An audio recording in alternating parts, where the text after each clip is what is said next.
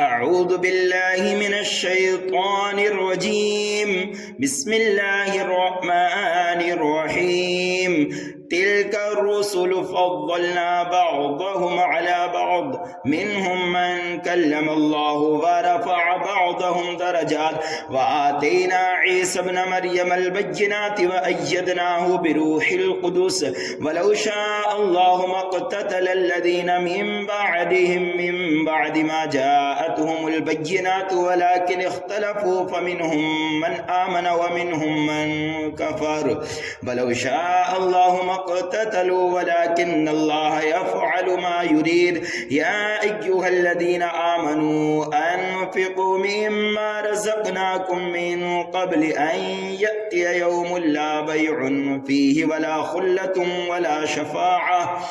والكافرون هم الظالمون الله لا إله إلا هو الحي القيوم لا تأخذه سنة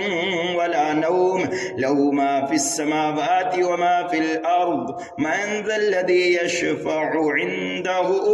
إلا بإذنه يعلم ما بين أيديهم وما خلفهم ولا يحيطون بشيء من علمه إلا بما شاء وسع كرسيه السماوات والأرض ولا يؤوده حفظهما وهو العلي العظيم لا إكراه في الدين قد تبين الرشد من الغي فمن يكفر بالطاغوت ويؤمن بالله فقد استمسك بالعروة الوثقى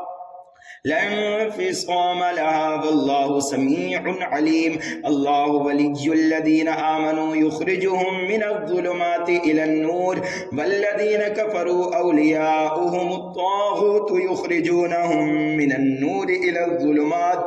أولئك أصحاب النار هم فيها خالدون ولم تر إلى الذي حاج إبراهيم في ربه أن آتاه الله الملك إذ قال إبراهيم ربي الذي يحيي ويميت قال أنا أحيي وأميت قال إبراهيم فإن الله يأتي بالشمس من المشرق فأت بها من المغرب فبهت الذي كفر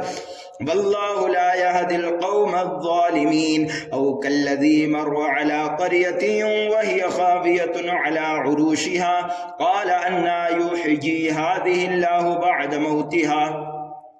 فأماته الله 100 عام ثم بعثه قال كم لبثت قال لبثت يوما أو بعض يوم قال بل لبثت 100 عام فانظر إلى طعامك وشرابك لم يتسنه وانظر إلى حمارك ولنجعلك آية للناس وانظر إلى العظام كيف ننشزها ثم نكسوها لحما فلما تبين له قال أعلم أن الله على كل شيء قدير وإذ قال إبراهيم ربي أرني كيف تحيي الموتى قال أولم تؤمن قال بلى ولكن ليطمئن قلبي قال فخذ 4 من الطير فصرهن إليك ثم اجعل على كل جبل منهن جزءا ثم ادعوهن يأتينك سعيا واعلم أن الله عزيز حكيم مثل الذين ينفقون أموالهم في سبيل الله كمثل حابة أنبتت 7 سنابل في كل سنبلة 100 حبة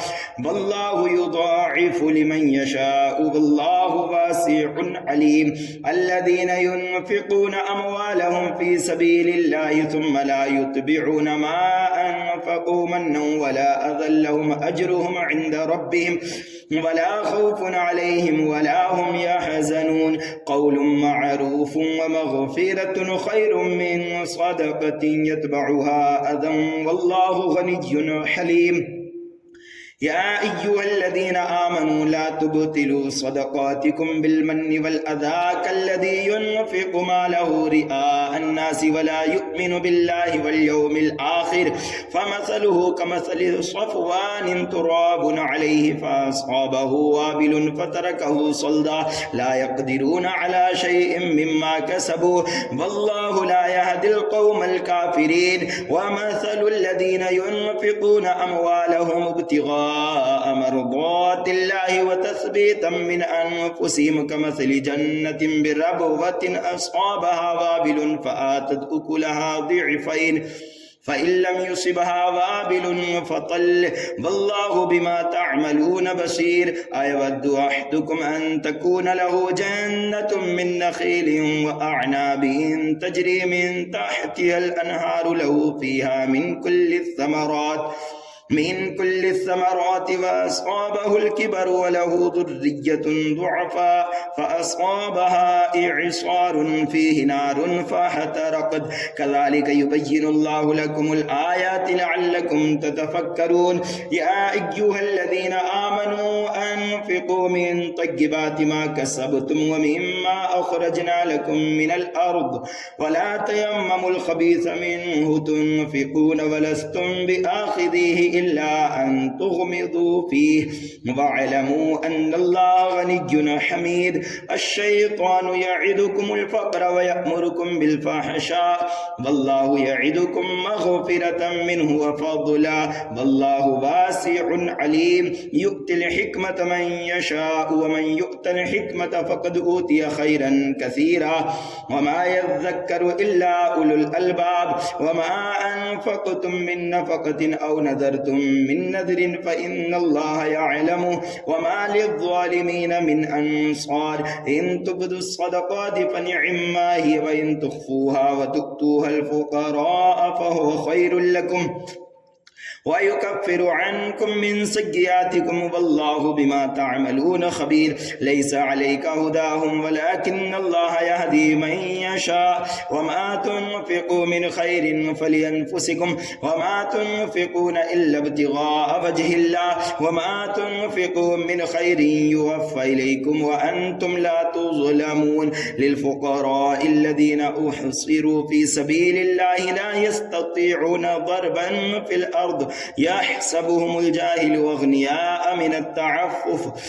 تعرفهم بسيماهم لا يسألون الناس إلحافا وما تنفقوا من خير فإن الله به عليم الذين ينفقون أموالهم بالليل والنهار سرا وعلانية فلهم أجرهم عند ربهم ولا خوف عليهم ولا هم يحزنون الذين يأكلون الربا لا يقومون إلا كما يقوم الذي يتخبطه الشيطان من المس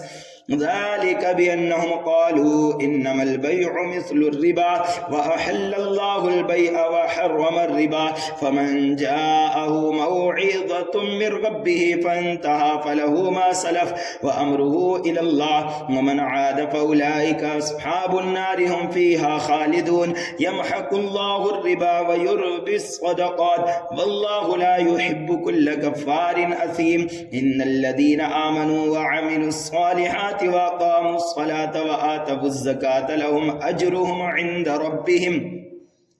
ولا خوف عليهم ولا هم يحزنون يا أيها الذين آمنوا اتقوا الله وذروا ما بقي من الربا إن كنتم مؤمنين فإن لم تفعلوا فأذنوا بحرب من الله ورسوله وإن تبتم فلكم رؤوس أموالكم لا تظلمون ولا تظلمون وإن كان ذو عسرة فنظرة إلى ميسرة وأن تصدقوا خير لكم إن كنتم تعلمون واتقوا يوما ترجعون فيه إلى الله ثم توفى كل نفس ما كسبت وهم لا يظلمون يا أيها الذين آمنوا إذا تداينتم بدين إلى أجل مسمى فاكتبوه وليكتب بينكم كاتب بالعدل ولا يأبى كاتب أن يكتب كما علمه الله فليكتب وليملل الذي عليه الحق وليتق الله ربه ولا يبخس منه شيئا فإن كان الذي عليه الحق سفيها أو ضعيفا أو لا يستطيع أن يمل هو فليملل وليه بالعدل واستشهدوا شهيدين من رجالكم فإن لم يكونا رجلين فرجل وامرأتان ممن ترضون من الشهداء أن تضل إحداهما فتذكر إحداهما الأخرى ولا يأبى الشهداء إذا ما دعوا ولا تسأموا أن تكتبوه صغيرا أو كبيرا إلى أجله ذلكم أقسط عند الله وأقوم للشهادة وأدنى ألا ترتابوا إلا أن تكون تجارة حاضرة تديرونها بينكم فليس عليكم جناح ألا تكتبوها وأشهدوا إذا تبايعتم ولا يضار كاتب ولا شهيد وإن تفعلوا فإنه فسوق بكم واتقوا الله ويعلمكم الله والله بكل شيء عليم وإن كنتم على سفر ولم تجدوا كاتبا فرهان مقبوضة فإن أمن بعضكم بعضا فليؤدي الذي اؤتمن أمانته وليتق الله ربه ولا تكتموا الشهادة ومن يكتمها فإنه آثم قلبه والله بما تعملون عليم لله ما في السماوات وما في الأرض وإن تبدوا ما في أنفسكم أو تخفوه يحاسبكم به الله فيغفر لمن يشاء ويعذب من يشاء والله على كل شيء قدير آمن الرسول بما أنزل إليه من ربه والمؤمنون كل آمن بالله وملائكته وكتبه ورسله لا نفرق بين أحد من رسله وقالوا سمعنا وأطعنا غفرانك ربنا وإليك المصير لا يكلف الله نفسا إلا وسعها لها ما كسبت وعليها ما اكتسبت ربنا لا تؤاخذنا إن نسينا أو أخطأنا ربنا ولا تحمل علينا إصرا كما حملته على الذين من قبلنا ربنا ولا تحملنا ما لا طاقة لنا به واعف عنا واغفر لنا وارحمنا أنت مولانا فانصرنا على القوم الكافرين بسم الله الرحمن الرحيم ألف لام ميم الله لا إله إلا هو الحي القيوم نزل عليك الكتاب بالحق مصدقا لما بين يديه وأنزل التوراة والإنجيل من قبل هدى للناس وأنزل الفرقان إن الذين كفروا بآيات الله لهم عذاب شديد والله عزيز ذو انتقام إن الله لا يخفى عليه شيء في الأرض ولا في السماء هو الذي يصوركم في الأرحام كيف يشاء لا إله إلا هو العزيز الحكيم هو الذي أنزل عليك الكتاب منه آيات محكمات هن أم الكتاب وأخر متشابهات فأما الذين في قلوبهم زيغ فيتبعون ما تشابه منه ابتغاء الفتنة وابتغاء تأويله وما يعلم تأويله إلا الله والراسخون في العلم يقولون آمنا به كل من عند ربنا وما يذكر إلا أولو الألباب ربنا لا تزغ قلوبنا بعد إذ هديتنا وهب لنا من لدنك رحمة إنك أنت الوهاب ربنا إنك جامع الناس ليوم لا ريب فيه إن الله لا يخلف الميعاد إن الذين كفروا لن تغني عنهم أموالهم ولا أولادهم من الله شيئا وأولئك هم وقود النار كدأب آل فرعون والذين من قبلهم كذبوا بآياتنا فأخذهم الله بذنوبهم والله شديد العقاب قل للذين كفروا ستغلبون وتحشرون إلى جهنم وبئس المهاد قد كان لكم آية في فئتين التقتا فئة تقاتل في سبيل الله وأخرى كافرة يرونهم مثليهم رأي العين والله يؤيد بنصره من يشاء إن في ذلك لعبرة لأولي الأبصار زين للناس حب الشهوات من النساء من النساء والبنين والقناطير المقنطرة من الذهب والفضة والخيل المصفمة والأنعام والحرث ذلك متاع الحياة الدنيا والله عنده حسن المآب قل أنبئكم بخير من ذلكم للذين اتقوا عند ربهم جنات تجري من تحتها الأنهار خالدين فيها وأزواج مطهرة ورضوان من الله والله بصير بالعباد الذين يقولون ربنا إننا آمنا فاغفر لنا ذنوبنا وقنا عذاب النار الصابرين والصادقين والقانتين والمنفقين والمستغفرين بالأسحار شهد الله أنه لا إله إلا هو والملائكة وأولو العلم قائما بالقسط لا إله إلا هو العزيز الحكيم إن الدين عند الله الإسلام وما اختلف الذين أوتوا الكتاب إلا من بعد ما جاءهم العلم بغيا بينهم ومن يكفر بآيات الله فإن الله سريع الحساب فإن حاجوك فقل أسلمت وجهي لله ومن اتبعني وقل للذين أوتوا الكتاب والأميين أسلمتم فإن أسلموا فقد اهتدوا وإن تولوا فإنما عليك البلاغ والله بصير بالعباد إن الذين يكفرون بآيات الله ويقتلون النبيين بغير حق ويقتلون الذين يأمرون بالقسط من الناس فبشرهم بعذاب أليم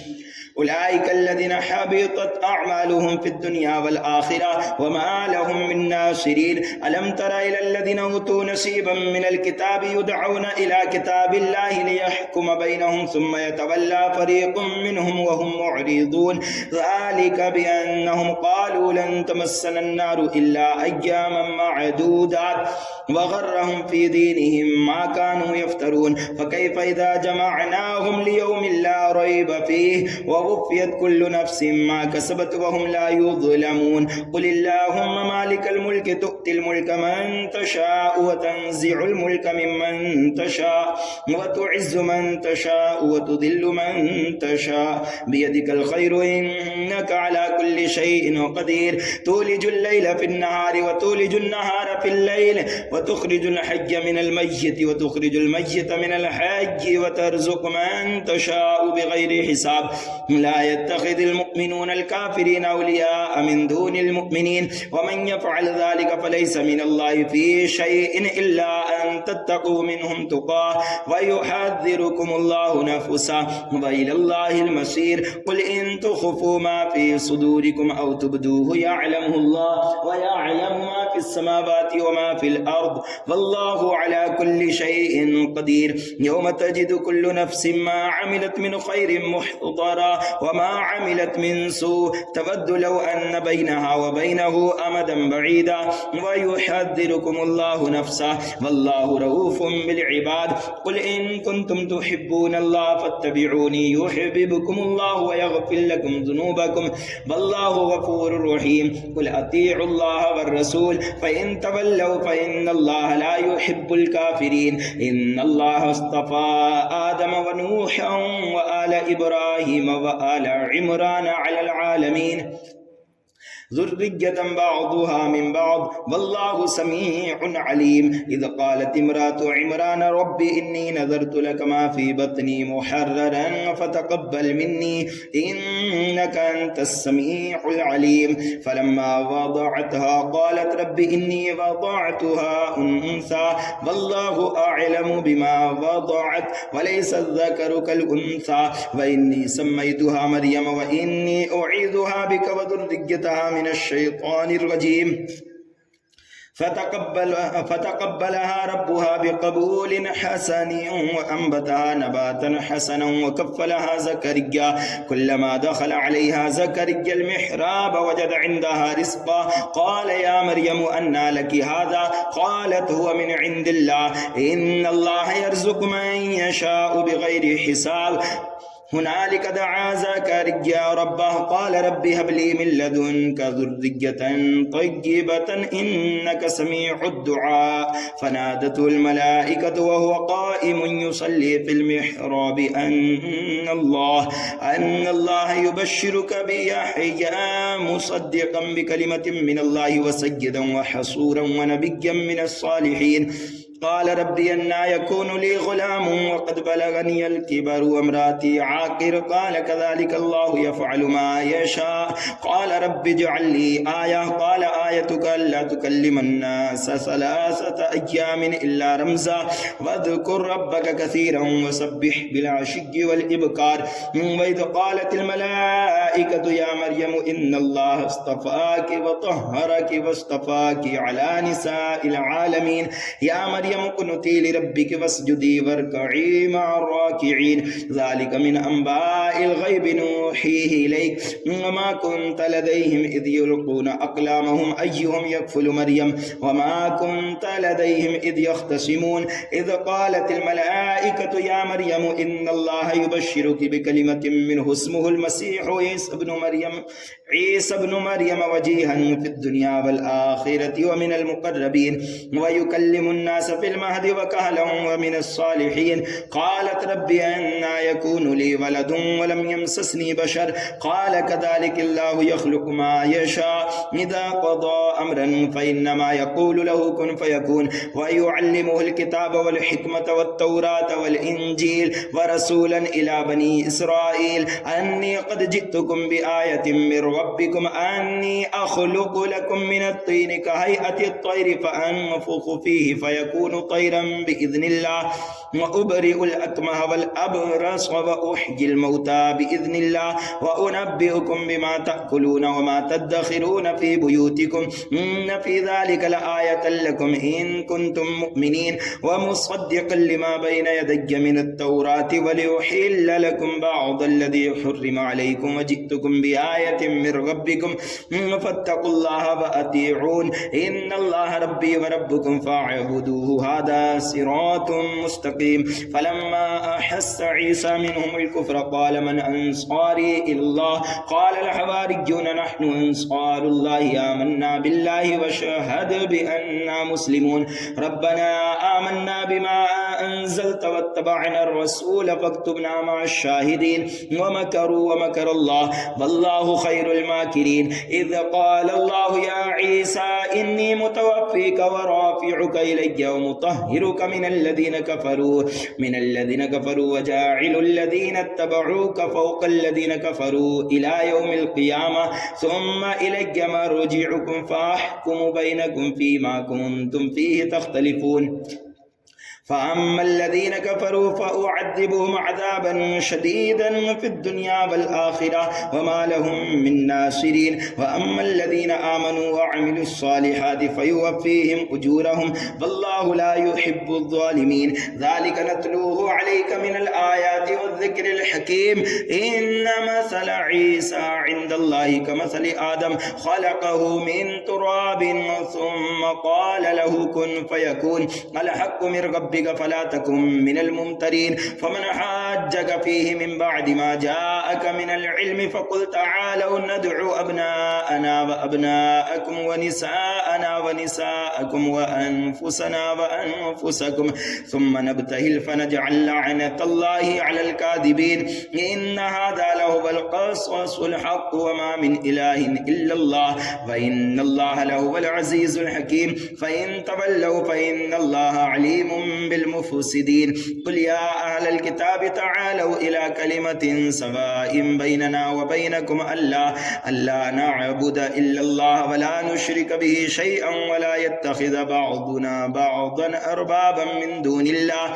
فإن تولوا فقولوا اشهدوا بأننا مسلمون يا أهل الكتاب لم تحاجون في إبراهيم وما أنزلت التوراة والإنجيل إلا من بعده فلا تعقلون ها أنتم هؤلاء حاججتم فيما لكم به علم فلم تحاجون فيما ليس لكم به علم والله يعلم وأنتم لا تعلمون ما كان إبراهيم يهوديا ولا نصرانيا ولكن كان حنيفا مسلما وما كان من المشركين إن أولى الناس بإبراهيم للذين اتبعوه وهذا النبي والذين آمنوا والله ولي المؤمنين ودت طائفة من أهل الكتاب لو يضلونكم وما يضلون إلا أنفسهم وما يشعرون يا أهل الكتاب لم تكفرون بآيات الله والله يا أهل الكتاب لم تكفرون بآيات الله وأنتم تشهدون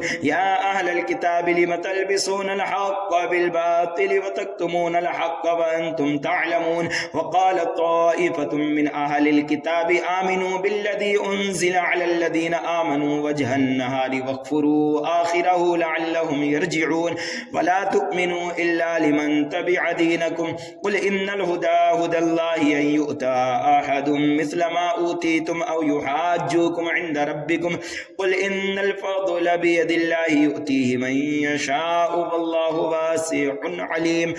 يختص برحمته من يشاء والله ذو الفضل العظيم ومن أهل الكتاب من إن تأمنه بقنطار يؤديه إليك ومنهم من إن تأمنه بدينار لا يؤديه إليك إلا ما دمت عليه قائما ذلك بأنهم قالوا ليس علينا في الأميين سبيل ويقولون على الله الكذب وهم يعلمون بلى من أوفى بعهده واتقى فإن الله يحب المتقين إن الذين يشترون بعهد الله وأيمانهم ثمنا قليلا أولئك لا خلاق لهم في الآخرة ولا يكلمهم الله ولا ينظر إليهم يوم القيامة ولا يزكيهم ولهم عذاب أليم وإن منهم لفريقا يلوون ألسنتهم بالكتاب لتحسبوه من الكتاب وما هو من الكتاب ويقولون هو من عند الله وما هو من عند الله ويقولون على الله الكذب وهم يعلمون ما كان لبشر أن يؤتيه الله الكتاب والحكم والنبوة ثم يقول للناس كونوا عبادا لي من دون الله ولكن كونوا ربانيين بما كنتم تعلمون الكتاب وبما كنتم تدرسون ولا يأمركم أن تتخذوا الملائكة والنبيين أربابا أيأمركم بالكفر بعد إذ أنتم مسلمون وإذا أخذ الله ميثاق النبيين لما آتيتكم من كتاب وحكمة ثم جاءكم رسول